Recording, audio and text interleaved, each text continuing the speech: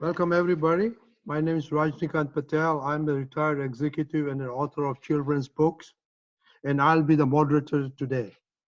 I'll introduce the topic, and then I will have question and answer with the speaker for 15 minutes, and then we'll have audience participating for 30 minutes. Let me first introduce our holistic inner science expert of today. Deepakanandji has a bachelor's degree in electrical engineering. He has several years of experience working in engineering industry. From the very early childhood, he had an inclination to be a celebrate and was in search of answers to the puzzles of everyday life. His answers were obtained when he received self-realization through the grace of the self-realized holistic scientist Sri A. M. Patel in 1983. Since then, Deepakanandji has pursued his dream to work selflessly to spread the message of holistic inner science and his life-living experience to uplift the entire mankind towards inner peace, harmony, freedom, and happiness by answering questions and puzzles of everyday life.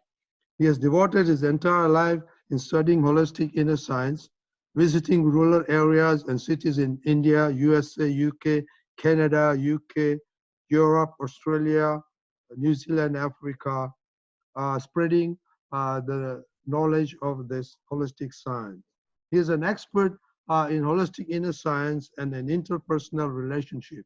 He has attended many seminars, conferences, and takes part in interaction seminars. Welcome, Deepakanandji. Thank you, Mr. Patel, for introducing me, and I welcome you all with humility and oneness. Thank you. Thank you. Now, what is holistic inner science? The holistic inner science is the same omniscience that opens it within absolutes, arihants, tirthankaras, and gnanis, which gets revealed and become life naturally from time to time through such living absolutes only. In today's time, the same science opened up in Gnani Purush, Mr. A. M. Patel of India. He was lovingly called as Dada Bhagwan, although it looked like his another name, but he categorically said that I am not Dada Bhagwan, the God, but the inner divinity of absolute knowledge and perceptions of 360 degrees that opened within him was Dada Bhagwan. The same is within us all, but the light of knowledge and perception is obscured by illusion of self, ignorance within us. What does holistic science unfold? How do all living beings function and react? How and why things happen to us? What is under our control? How can we be happy, harmonious living? What is the law of karma and how to get happiness? Then on the spiritual side, it talks about body, who am I? What is the meaning of I did it, I am, etc. How does mind, intellect, reflective conscience and ego works? Understanding of the mindfulness for amicable solutions for happiness for all our life. And finally, is there a way to liberation? All these internal questions have been bothering mankind from time immemorial. So this fundamental science has been opened up to make our life happy. It is for everybody, no religion barred, and also for any, doesn't have to be educated person. Now, before I introduce today's topic, I like to introduce our homework. For those who are new, we normally give homework for 2 weeks. We can dwell on for our inner introspections. The homework was do an evaluation of how much we depend on happiness from the external things for the body self. Now, is anybody have a feedback or anybody did the homework? Otherwise, I'll share mine. Okay, I'll share mine. When I started this homework, after a couple of days, I was shocked. Everything from getting up, doing everything, going to bed, was body happiness. any unpleasant thing started with happiness and then it ended up in unhappiness. Then I started observing myself, and I soon found out how much I, the big I, was leaving its seat and getting into, merged into Rajnikant, and that was the cause of trying to find out external happiness. With this experiment, that was a great revelation. Then I started, this is starting getting better and better of this revolution that you were getting into the everyday life and not observing yourself. Then started doing that, you know, there's inner happiness and this external happiness is temporary. So this was just a start, but there's still long, Rajnikant, there's a long way to go, but this was a good experiment. You have any comment on that, Deepakanandji? Yeah, you are very, very right. Absolutely. If we observe ourselves, then all during the day, the time we wake up till we go to bed, we are after body self happiness. So we can say five sense happiness only. And that actually really, I mean, we can say that it really weakens our quest and progress for the true, real, uh, lasting happiness, which is our spiritual happiness. And in fact, I don't let my body get acquainted to the nature at all. Like if we look at the other beings, they are so natural. They don't need a air conditioner. They they just live naturally, and they are so strong. And we, because we want to pacify our five senses, so we end up living abnormally, and we lose our inner peace, stability, and happiness because we are so much dependent. So it doesn't matter going for external five sense happiness, which is common. But we have to understand that it makes us weak from inside. And so we must gradually develop that inner resilience so that we become normal and natural, uh, so that we also become perfectly one with all, because I am a natural being. So that's it. Well, thank you very much. Now, let me introduce today's topic.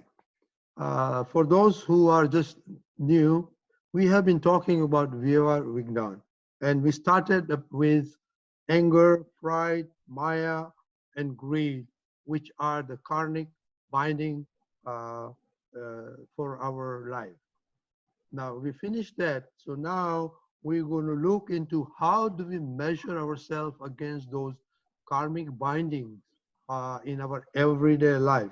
Eventually, you know, we are responsible for what we do, so we are also responsible to own ourselves, our measure, how we are doing against not binding new karmas.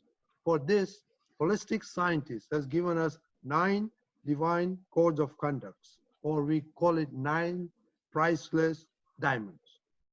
These are all essentials of all holy scriptures as practiced and revealed by the self-realization Sri M. Patel. These also create oneness in all. These are in the form of universal projections or hearty decisions and prayers for one's inner transformation and rich inner living.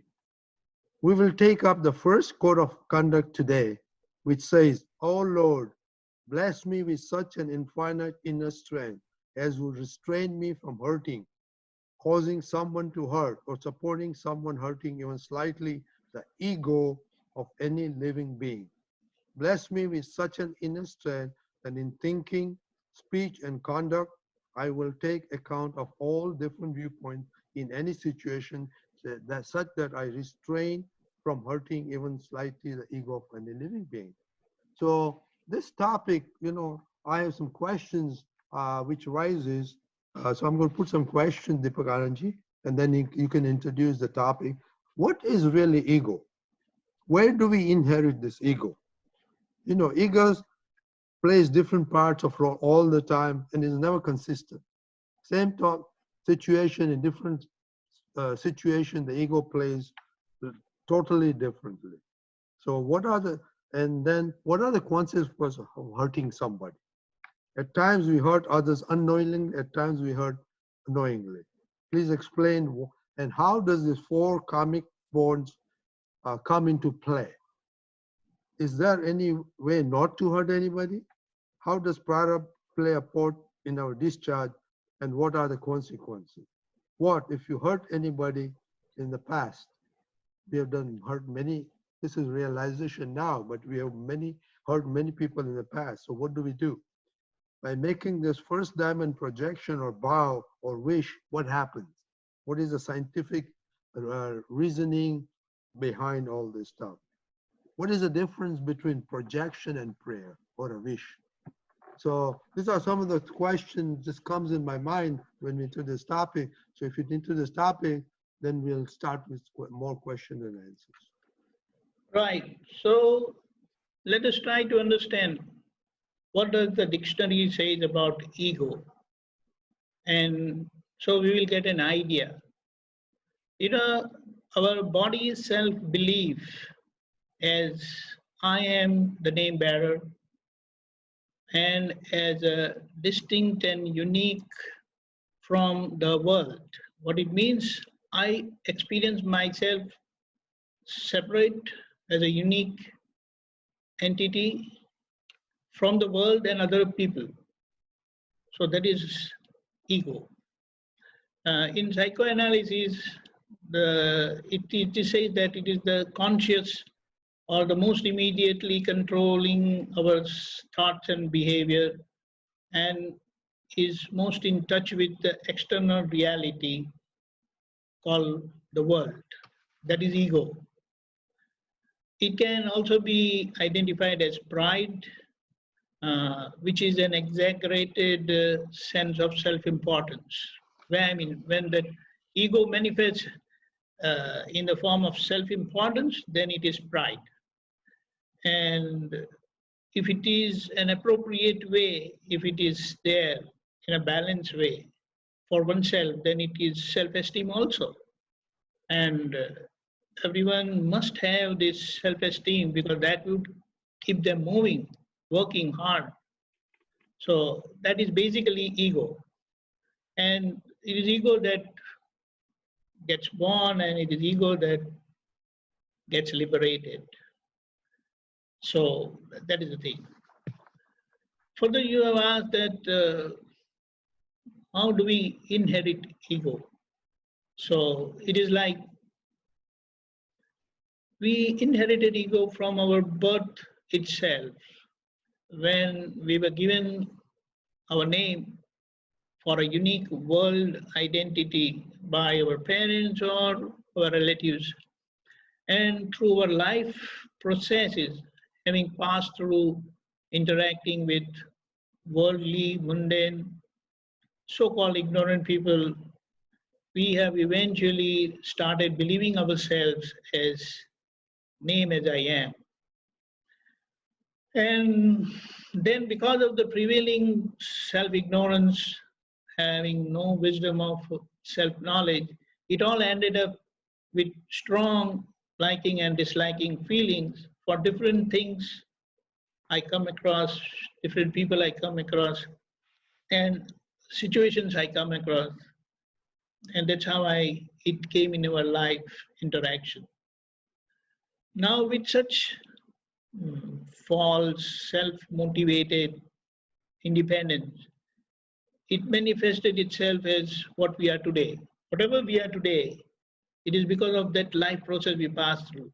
And we are totally at the mercy of the Mother Nature, feeling miserably helpless at times. And surprisingly, with the best of the amenities of the world, we are unhappy or our happiness is not a lasting one. In fact, we are totally dependent. In fact, we are totally independent, free, and like almighty, omniscient divine spiritual being, but we are not aware of that. And due to which we keep wandering in about that cycle of unending suffering. If we really go further, then you said that what does hurting really mean? And what are the different ways we hurt others or ourselves?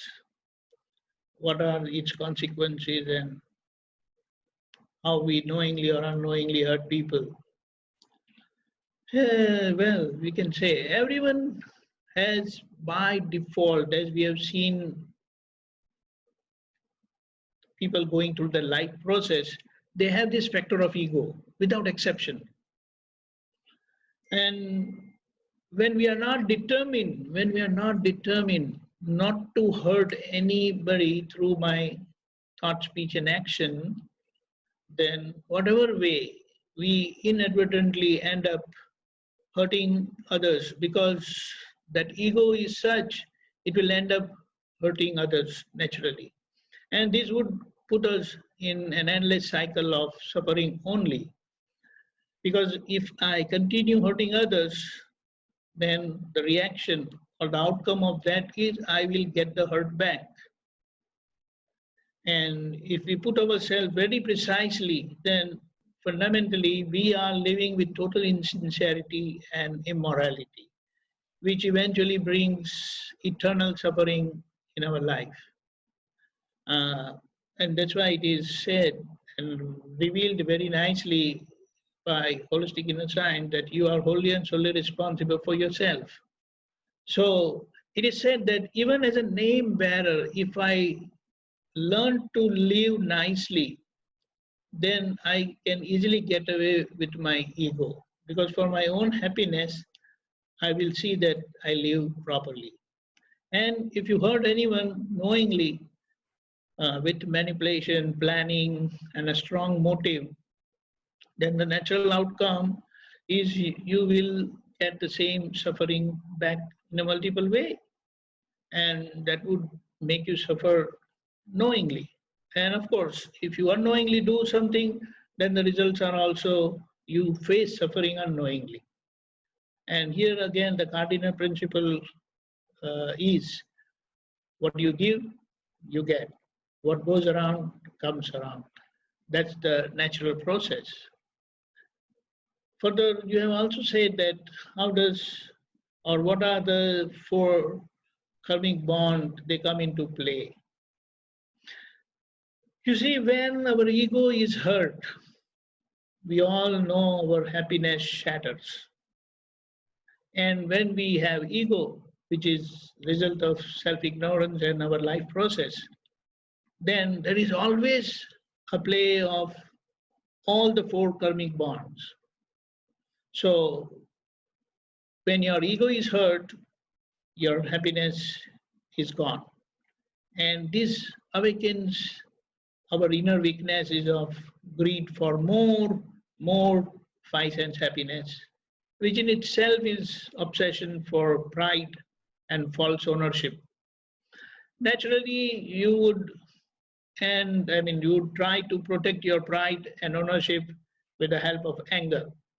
So again, how we have said previously in the previous talk that greed for more happiness, and I start owning that happiness, and then I start having pride, and to protect my happiness, secure my happiness. When it is challenged, then I get angry, I get mad. So further, you have said that, is there any way not to hurt people or not to hurt anyone? Yes, definitely. Because for everything we are responsible. And there is a definite way not to hurt anyone, which is given by holistic inner science. The turning point of our life is when we understand the wisdom of holistic inner science that you decide and it will happen. In fact, whatever happens today in our life is the result of our previous doing previous decisions only. And in this regard, it is said, you are the maker of your destiny. Nobody has written your destiny. This is how this whole world and the universe is independent. And that is why there is scope of freedom also. Yeah, although it doesn't come to our conviction that everything happening today is in nature is just the result of our past projection and our past causes only. We can't accept that. It doesn't come to our conviction. So if you decide firmly today, whatever done so far, not to hurt anyone, then it will naturally happen such that you won't hurt anyone in future, even if the situation is quite apparent to have a clash. So this is how, when we decide not to hurt anyone, see, we have consciously or unconsciously decided, if someone does like that, I will do. I will not let it go. So we have already prepared ourselves to retaliate, to attack. And that's how it makes us hurt others. And the outcome of that is, reaction is, I get the suffering back to me.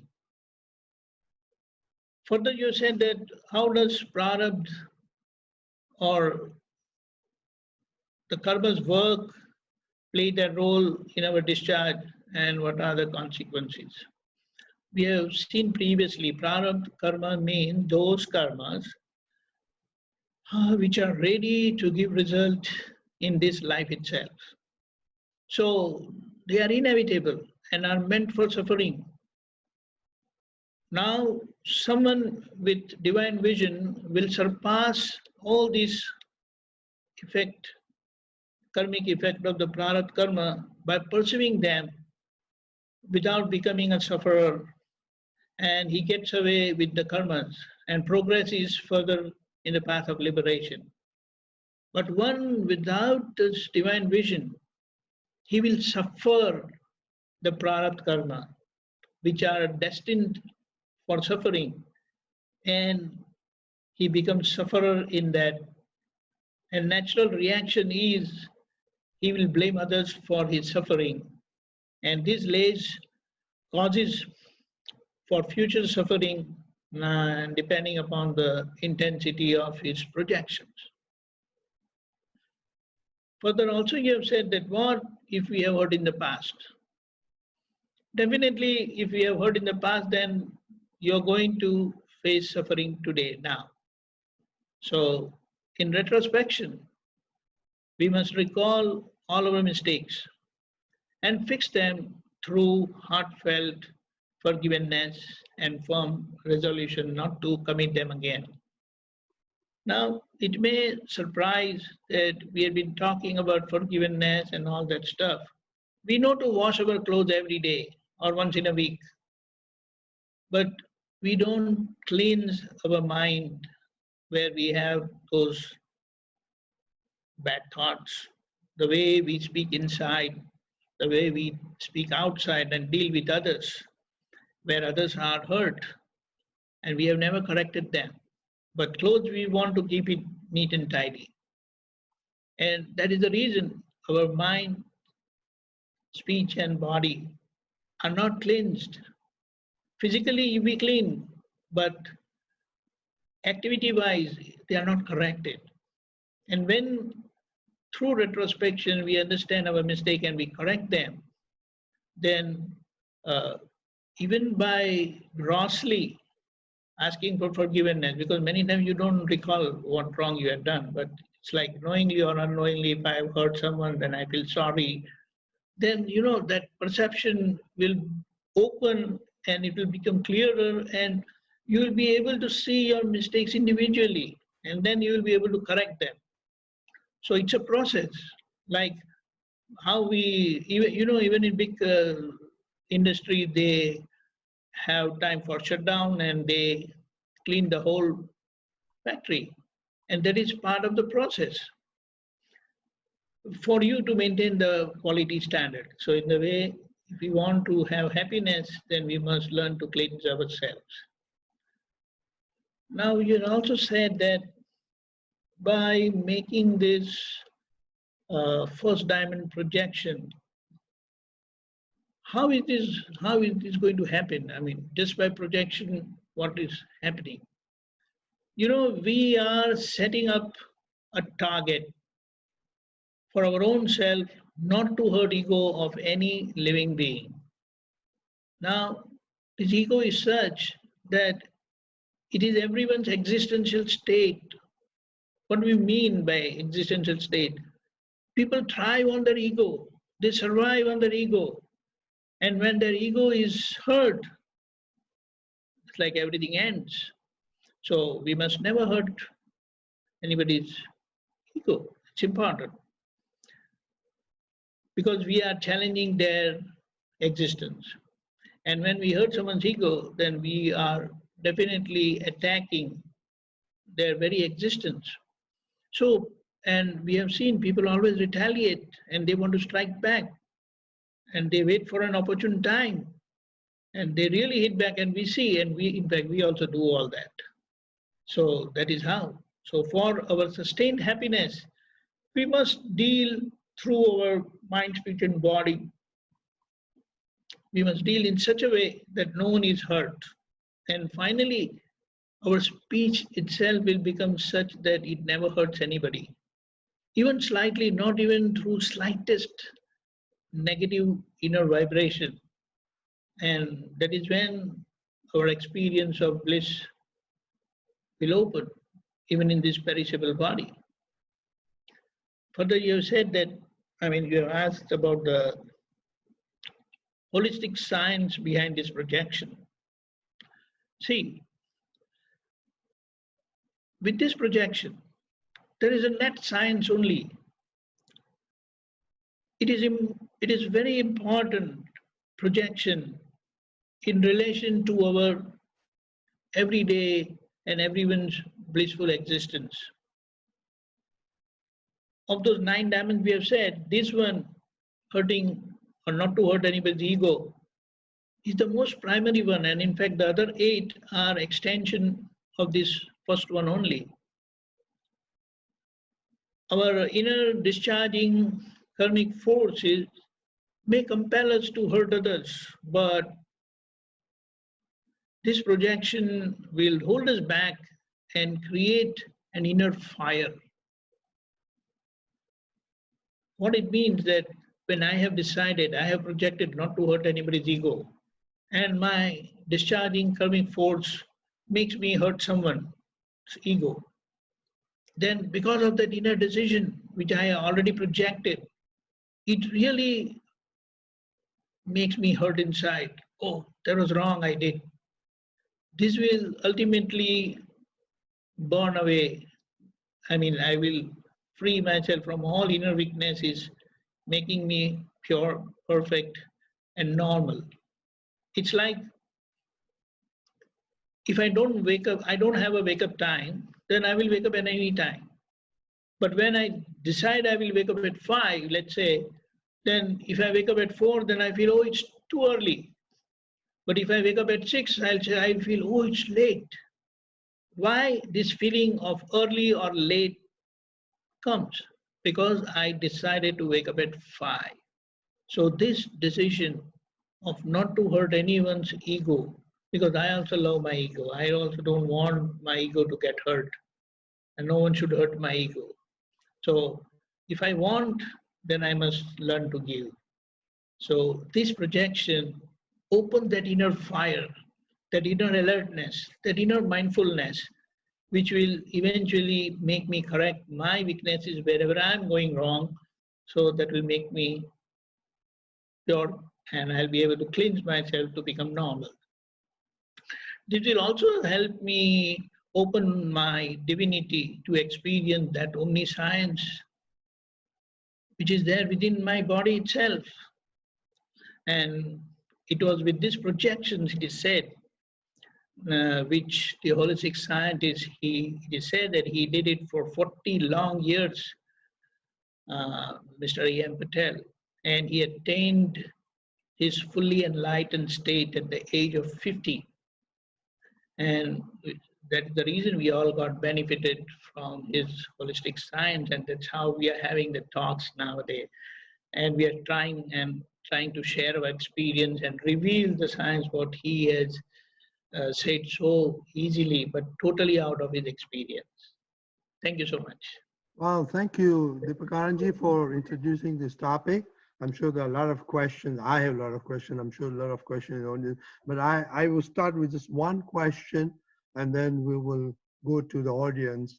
One thing you said, which baffles my mind, ego is born and ego dies. I mean, we have never heard this in the normal life. What we have seen, what is born and what is dying. And so this is totally new to me, at least. So what does really this mean? Let us try to understand.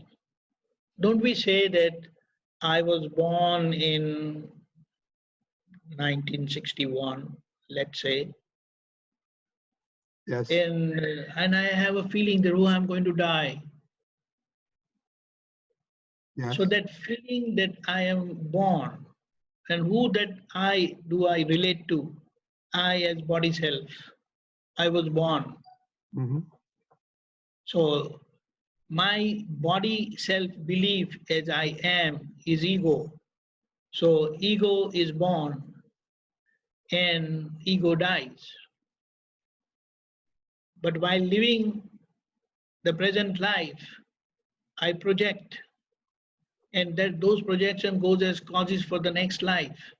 So while living the present life, I cause new karmas through projections. And in the next life, with a different ego, as I am so and so, with a different name, I suffer and I create new one for the next life. So the ego that creates the karma is not there to face the consequences of those karmas. This is the biggest tragedy. Do you understand that? Yes. And here here is the wonderful revelation by this holistic science that whatever it is, you have this body, and for your happiness, you must do something. So live with the wisdom of holistic inner science that is so gracefully revealed by Mr. A.M. Patel. And with that right understanding, if we live, then we will be able to surpass our prarabdha karmas without hurting ourselves. At the same time, we will enjoy the bliss of right understanding and self-knowledge. Well, that makes sense. But one of the things, I'm not going to ask a question, but we always think my mind works, my buddhi or intellect work, and that's the only thing we know that comes into play all our life when we are born and we die. I don't know what happens to buddhi and intellect, the mind at that time. But again, this is something new that we're not related. At least I have not related this to my ego. So that's very good revolution. Maybe we can talk more. But let's see if there's a question in the audience. Is there a question in the audience? Please raise your hand, or you can unmute yourself. I see Vishal has a question. Okay, Vishal, Hello, go ahead. Go ahead. Can you hear me? Yeah. Okay. Hi, Jay Sachidanand. Yes. I have a question. How do we get past self-doubt, and is it related to your ego? How do we get? Past self-doubt, when you're doubting yourself and the thoughts that you have, and is it related to ego, your ego? Right. See, first of all, we all have a bunch of doubts because of the uncertainty of the future. So, the best way is when you are living with right understanding and wisdom today, now. So it's like if you're eating properly, you're taking all steps needed for a good health, then you don't have to doubt. But always you will keep your fingers crossed, but you will be watchful, you will be alert. But just by doubting, you will end up committing more mistakes. So you must respect or be confident that you are doing the right thing and then leave it to the nature. So, there's a saying, I will cross the bridge when I arrive at. But just by doubting, you will not enjoy your present moment, your present life situation. So take care. So it's like you take care of your physical health, you take care of your mental health, right understanding, you take care of your passions, your emotions. And when you're taking care of your emotions, your mental health, and your physical health, be confident and get going. Flow. Like how you have kids, how they are just living their life. They don't worry about the future. But the moment they start using their intellect opens, and then they start thinking much more beyond, which is not right. So it's like it is wise to be watchful when you're walking, say, 10 feet, 15 feet. But if you are worrying about 500 feet or let's say 10 kilometers or 500 miles, then it's not right. Because by the time you reach there, things will change, can change. But the way you are taking care of your life now with right understanding, there's no need to doubt, but always be watchful. You understand? Yes. Right. I forgot his name. Matthew? What was it? Sorry. Daryl. Jay, right? Can you hear you? Well, what is his name? Daryl. Daryl. Yes. We talked. Yes. And Rajibai, Yes. her name is not Vishal, Vishal. So it's like they have combined the name of father and mother. Oh, thank you. Okay. Next question is Kanchan Bhai.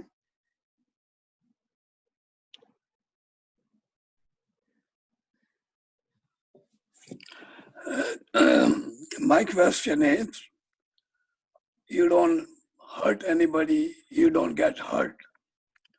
But is that all in your life to do, or is there some other mottos to, what you want out of this life, is there anything else beyond this life? See, first thing, if you really watch around in the nature, then they have the basic struggle of survival. Is it not there? Yes. So this is the blessing to the human society or humankind, that after worrying or taking care of their day-to-day living and their kind of life, you said that they're all reasonably protected. So then they think of something beyond the basic survival. So they think of something beyond the life and death process. And that is where spirituality comes, religion comes, guiding us to live happily, blissfully now and afterwards. So then that quest starts, that search starts. And finally, it ends up in total liberation. And that's the process. Yeah, but when you don't get hurt, your ego don't get hurt, you are at ease. You don't want to do anything. You're fine. That is not going to happen. That is not going to happen. Because nobody is done with his ego. And when someone have ego, you will end up hurting others. And when something goes out from here, it will come back. So when you are hurting others, don't think you can rest in peace. It's going to come back to you. And you have to answer that. So that's how you start searching, where am I going wrong? Where am I thinking wrong? Where am I talking wrong? Where am I doing wrong? And that's where you start correcting yourself. Like how it is said, whatever you give, you get.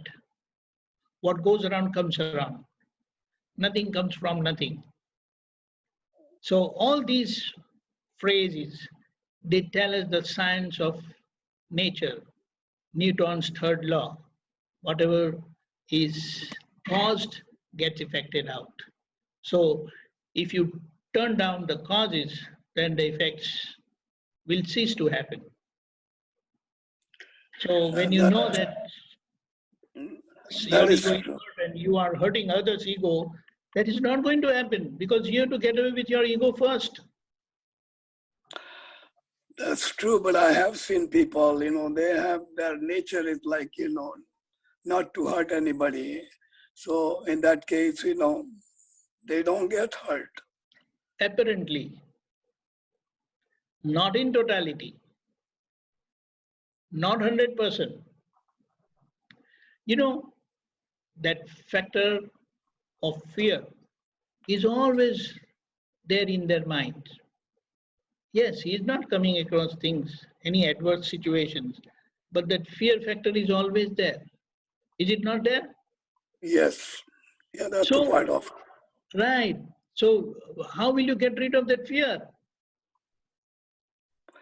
But if you think, like you have to think that all this I have doesn't mean anything. It's like, as you grow, those thoughts will come. So we go physically, then those thoughts come like that. Same way, when we grow inside, then those thoughts will come and you will start searching for those answers. That I'm having everything, I'm happy, everything is fine, but what beyond that? Can I stop? Can I stop my death? Can I prevent death? Can I prevent any diseases? Am I sure that I will not have any disease? This COVID-19 is there, which is really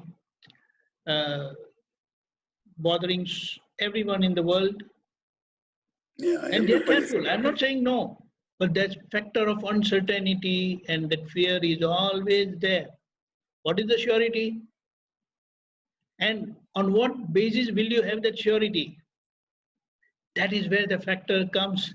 When I don't want to hurt anyone, I cannot get hurt.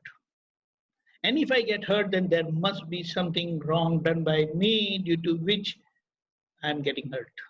So I have to still further investigate and find out where am I really going wrong? Where have I gone wrong that I am suffering now today? And that's how without a cause, there is no effect. But our perceptions are obscured, they are not clear, and we are not able to see. But as we start correcting ourselves, our perceptions become clearer and clearer, and we understand, hey, this is where I'm going wrong. This is where I went wrong. This is where I committed a very serious mistake. I must correct them. I must not do that for my own happiness. And that's how you grow. Yes. It's a process. It's a process. Thank you. Welcome, yeah. Okay, anybody else? Okay, I have a question, Deepakanandji. Sure, yes. I have, you in the interaction, you have no idea, no vow, or no wish to hurt anybody. But then when you do something or say something, the other person gets hurt. So, you think it's not my fault why he or she is getting hurt. See, one thing is there, the ego factor, our ego factor is so subtle, and we have made our own boundaries, decided our own boundaries, that until this much I will allow and I will do. And we don't know that like subconsciously, unknowingly, we are hurting others. Yes. Because the very science of happening says, without a cause, there is no effect. And if there is an effect, there has to be a cause. So we have to be very mindful dealing with others, and we must take care that no one is hurt by us. Because everyone, so it's a wonderful thing. Holistic science teaches us that you start breathing with the other person's breath. You start living in the other person's body, other person's mind. It's a process. So that's how you will live with such humility and care that the other person is not hurt by you. And that is the feeling of oneness, which eventually comes and opens within you.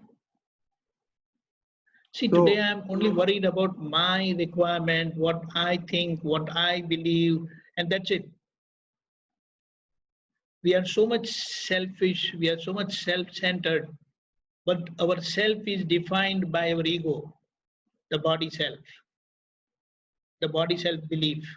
And that's why I don't care for others. Although I pretend and I say that, oh, I do care for my family and all that, but that is also limited.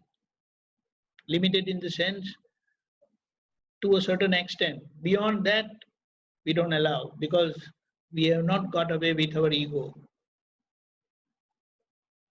That is why it is said that our relations are we ourselves only. That is another revelation by holistic inner science.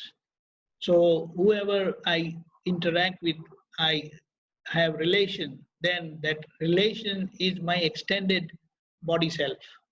Because without my body connectivity, I cannot interact with people. And if there is body connectivity through a relation, then it got to be me only. But I mess around with my relations because I feel that that's not me. And for my happiness, I must see that my relations are not hurt by me. And when I live like that with that humility and care, then I will live with perfect care. And that's how no one will be hurt by me. And when no one is hurt by me, I will not get hurt. but you're talking about beliefs, you know, I have some belief, okay? So I act according to my belief. And the other person's belief is different. And what I act or do, the other person's belief is different.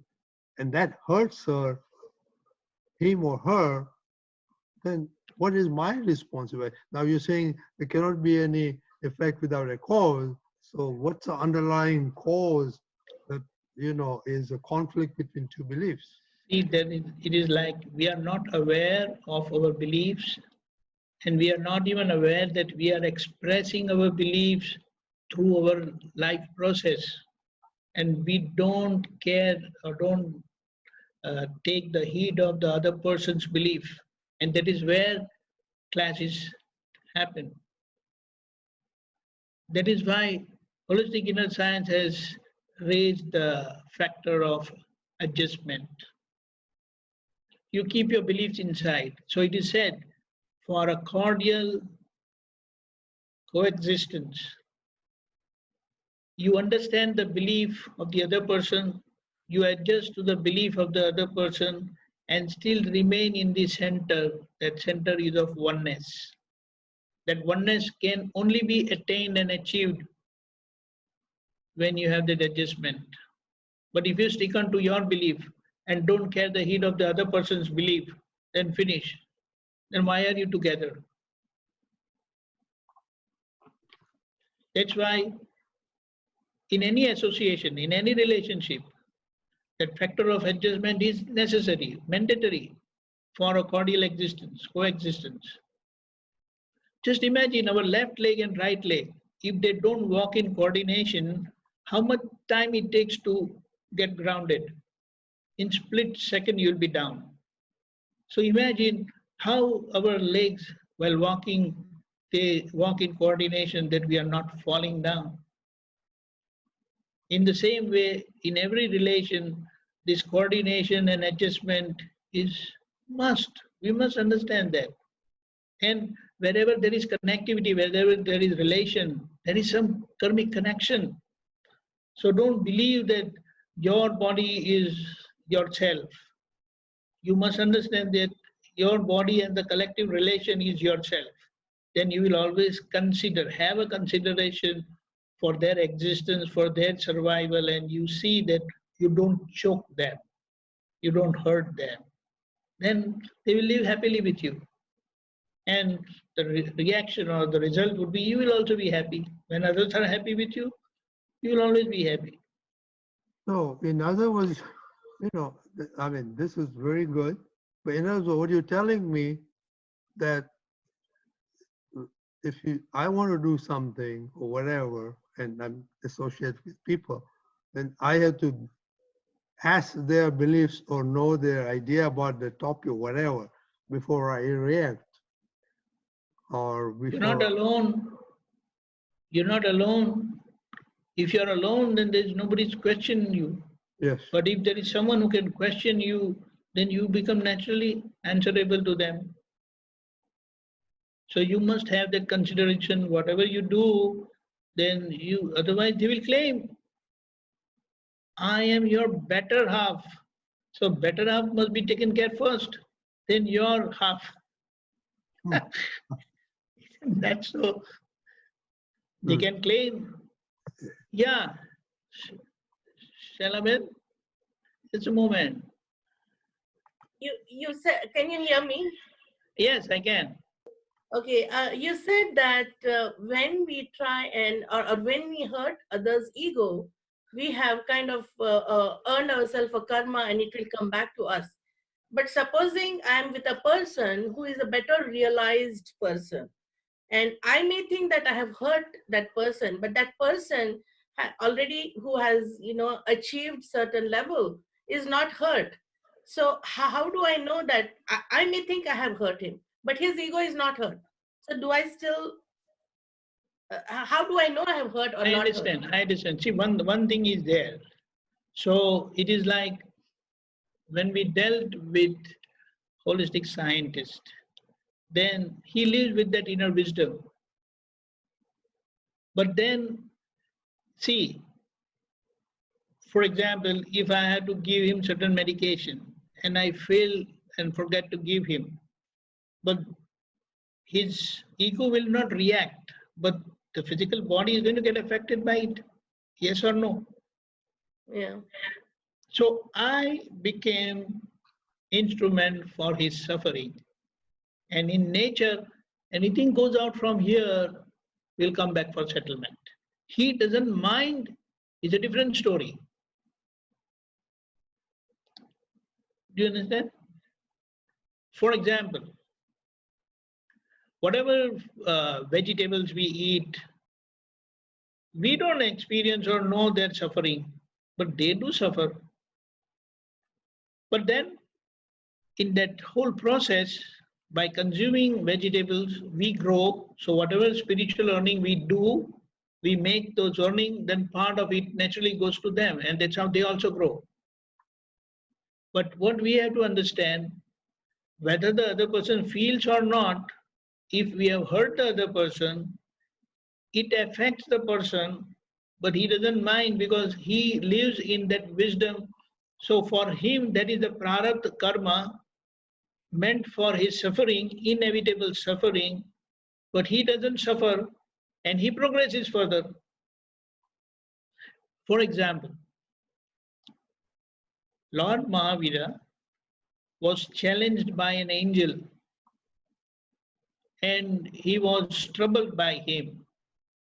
Lord Mahavira never felt that he got bothered by him. He saw his own karma only, that although he is an angel, but it is my karma. So he handled with amicably, he handled. So he never reacted or responded to it. But then who has he challenged? He has challenged a Tirthankara. Do you understand? Because of his state and understanding and wisdom, he understood as his karma only, which is in fact. And he went further. He got liberated. But the one who is becoming party to someone suffering, anybody can understand that he is making him suffer. Do you understand? Yeah. But with his wisdom of knowledge, he didn't suffer.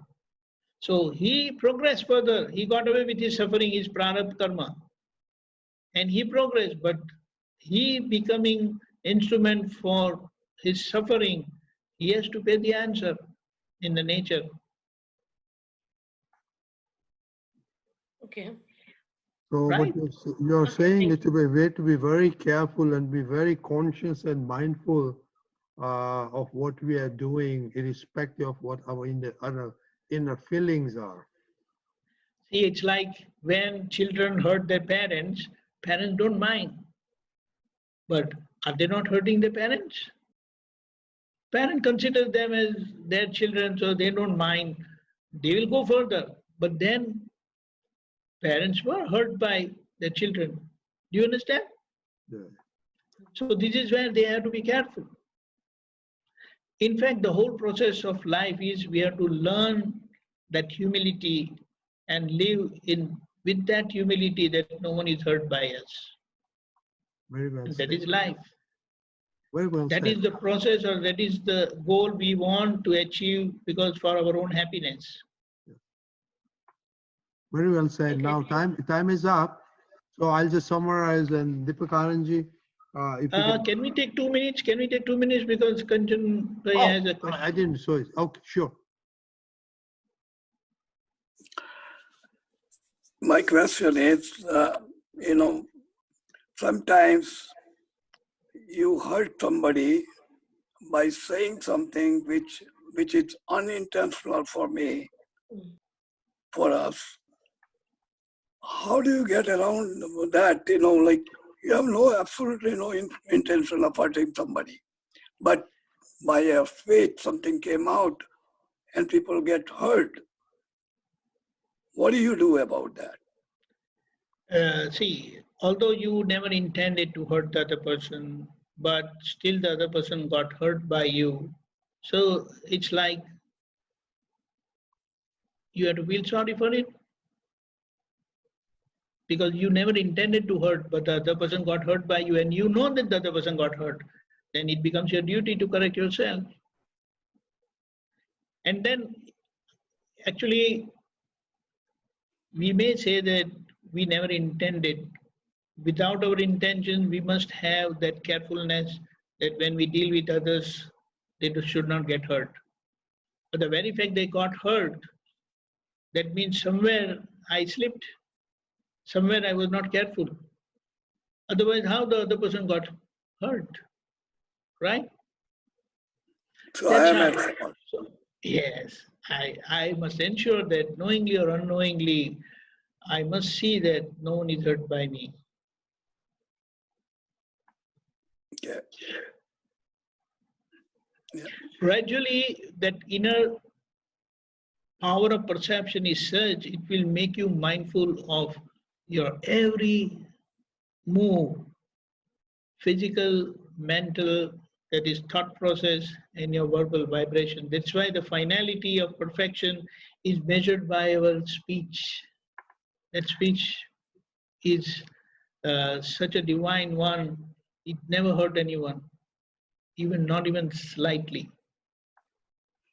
So there is a fault in your behavior somewhere in your. Right.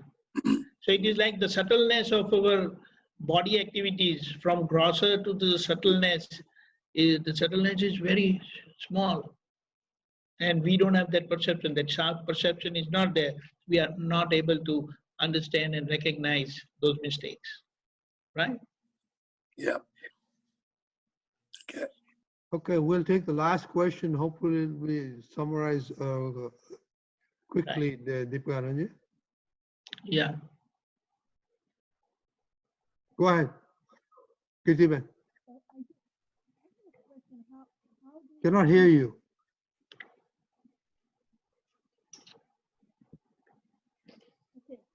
me now? Can you hear me? Can you hear me now? Okay, you start speaking. Okay. Can you hear me? Start speaking. Okay. So how can you change? Sometimes we have a belief and opinion about Something wrong. I can't hear. We cannot hear you, Kirtiben.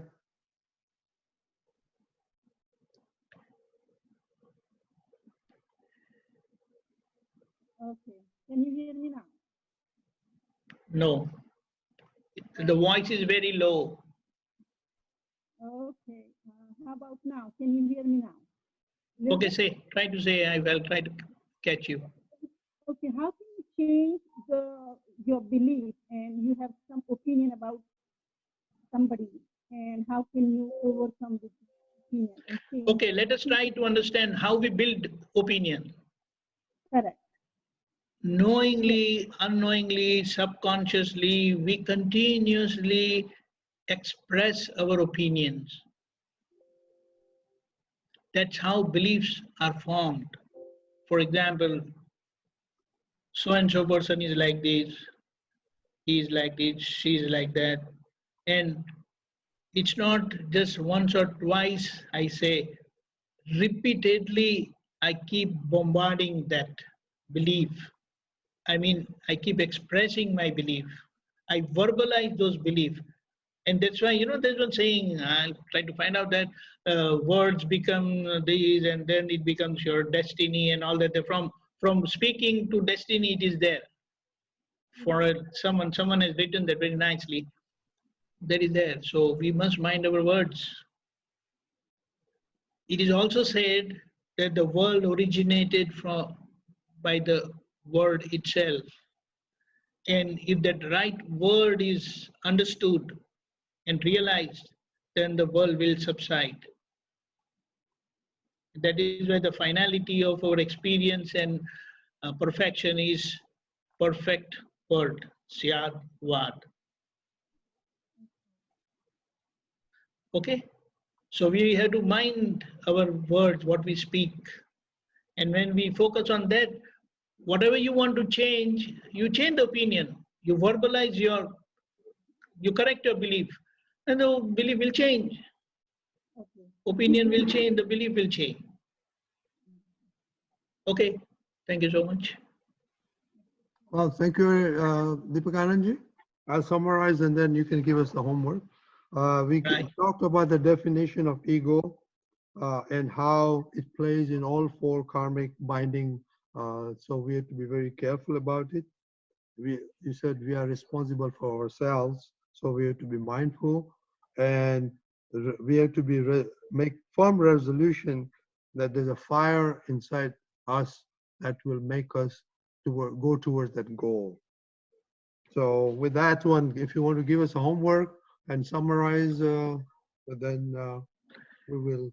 Now that we have taken the first code of conduct in relation to hurting someone's ego, let us try to focus for this next 2 weeks. Where am I hurting the other person's ego? Where am I hurting the other person? And that's where his or her ego gets hurt by me. So let us focus on how I deal. I'll just give you one example. The holistic scientist, Mr. A.M. Patel, he said in his quest of spiritual progress, he said, never mind spirituality. I must live as best A.M. Patel, as an ideal person. So let us focus on that in connection with the first code of conduct, not hurting ego of the other person. So let me see how I live as individual with my relations. Okay? Okay. Thank you very much, Deepakanandji, and I would like to thank the audience also for participating. They were very good questions, and we will meet again in 2 weeks' time. Make sure you do your homework. And those people who are new, we've been doing this kind of homework. So if you go into HSCRF YouTube, all the past talks have been recorded there, and you can, if you really want to get into mindfulness of the body and the soul, a lot of good homeworks we have been doing. So please go and visit the HSCRF website, and thank you very much.